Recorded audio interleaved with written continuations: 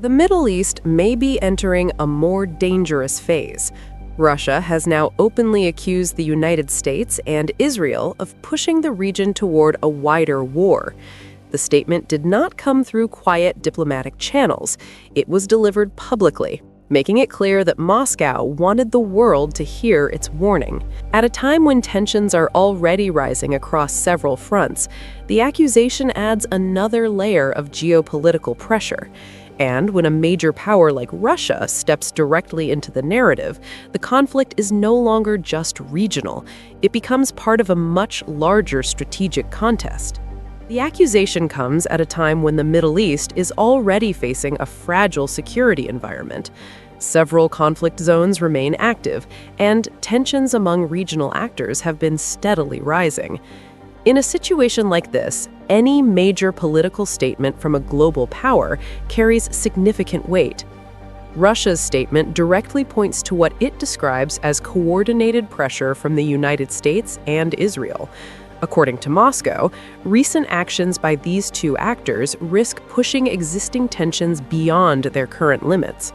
Rather than containing the situation, Russia argues that current policies could expand the scope of the conflict.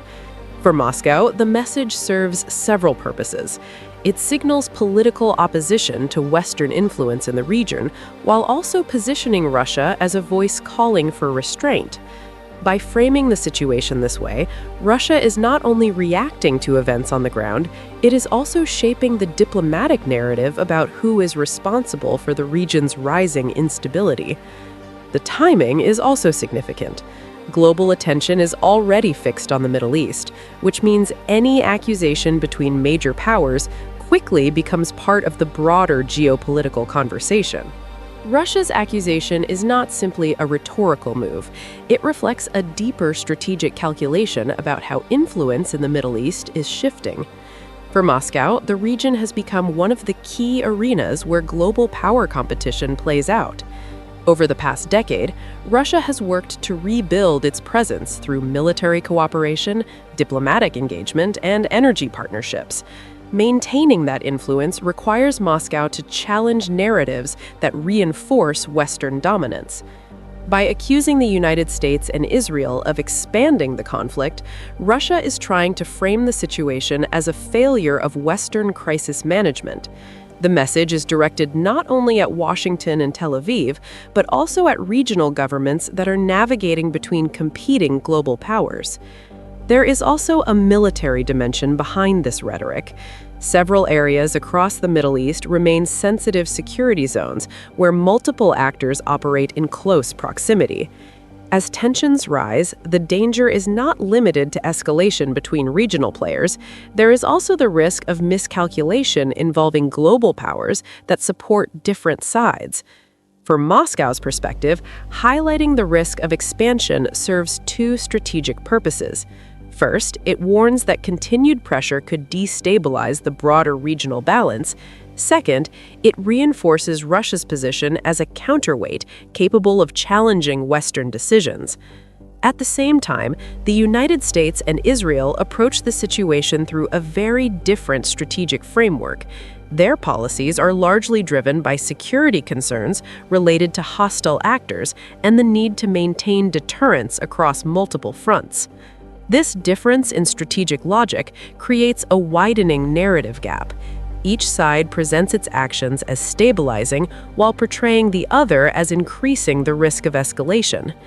When competing narratives like this collide, the geopolitical contest moves beyond the battlefield.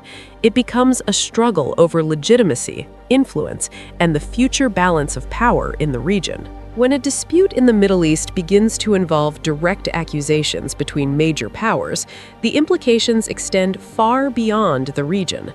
Russia's accusation signals something deeper than a single diplomatic dispute.